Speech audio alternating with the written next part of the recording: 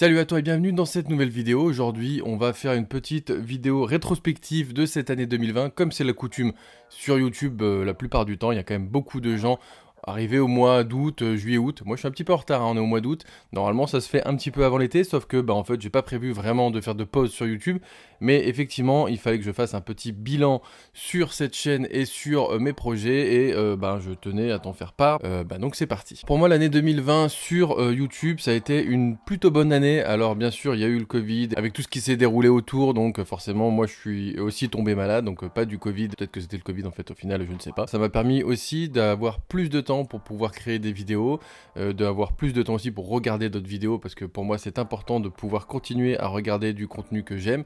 Et du coup forcément s'inspirer, puis essayer de voir ce qui est fait ailleurs et puis essayer de faire d'autres choses peut-être aussi.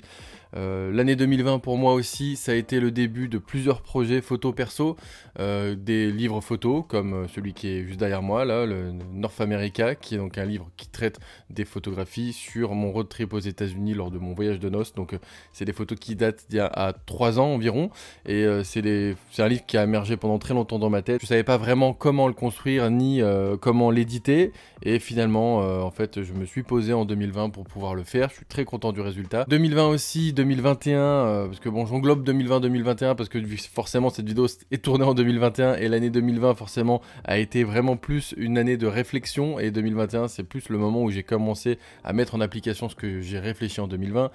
Donc en 2021, il y a aussi la sortie de mon zine, Ryoko Fanzine. Donc j'ai déjà fait une vidéo en fait qui traite de ce fanzine sur la chaîne, mais je te répète ici, du coup c'est un fanzine qui a pour but de mettre en avant des artistes différents autour d'un même thème.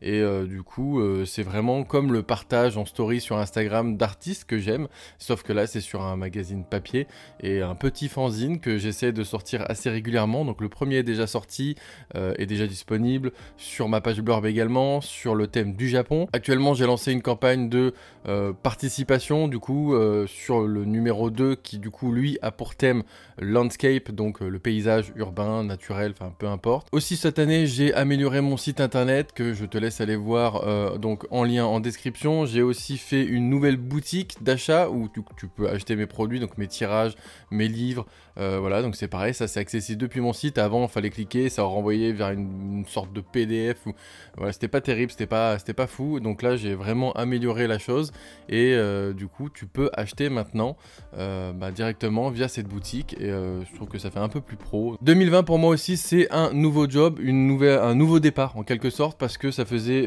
à peu près 10 ans que j'étais dans la même société. Je faisais des photos packshot déjà, je fais toujours des photos packshot, mais j'ai changé de boîte. Ça a été assez difficile pour moi, parce que c'est toujours difficile au bout de 10 ans de changer de boîte, de recommencer à zéro, de repartir sur la période d'essai, voilà, tu connais tout ce genre de stress un petit peu. Et voilà, ça m'a fait du bien quand même de changer, parce que c'est vrai qu'au bout de presque 10 ans dans la même boîte, ça commence à peu être long, ça commence à être un peu répétitif, même si, voilà, je te passe les détails, mais bon, le départ s'est fait de manière volontaire, mais les circonstances autour de la société étaient un peu particulières, donc du coup, il y a quand même un petit pincement au cœur d'avoir changé, parce que effectivement, il y avait une équipe qui était en or, il y avait des gens qui étaient formidables, et du coup...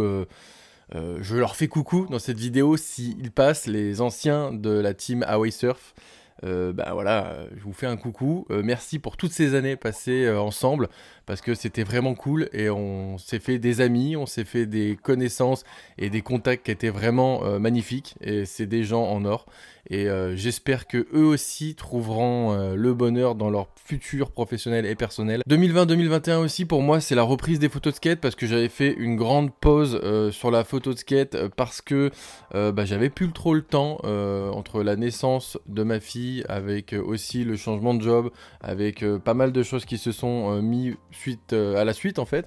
Voilà, comme tout le monde en fait, soit tu prends un peu la flemme, soit tu ne prends pas le temps, et du coup j'avais plus le temps, en tout cas je me donnais plus le temps pour ça, et ça me manquait cruellement. Donc je suis très heureux de pouvoir reprendre la photo de skate. 2020 aussi, et 2021 c'est aussi la reprise pour moi des photographies de comédiens, de mannequins pour les books. Donc pareil, si tu es intéressé, si tu connais des mannequins, des comédiens qui cherchent un photographe pour leur book, n'hésite pas à me contacter. Voilà, c'est tout pour cette vidéo de tour d'horizon de l'année 2020, un petit peu grappillé sur l'année 2021. J'espère que ça n'a pas été trop long. Merci en tout cas à toi de l'avoir suivi. Je te dis à très bientôt pour une prochaine vidéo qui parlera forcément de photographie comme tu le sais. Et d'ici là, sors faire des photos, des vidéos, et puis bah salut!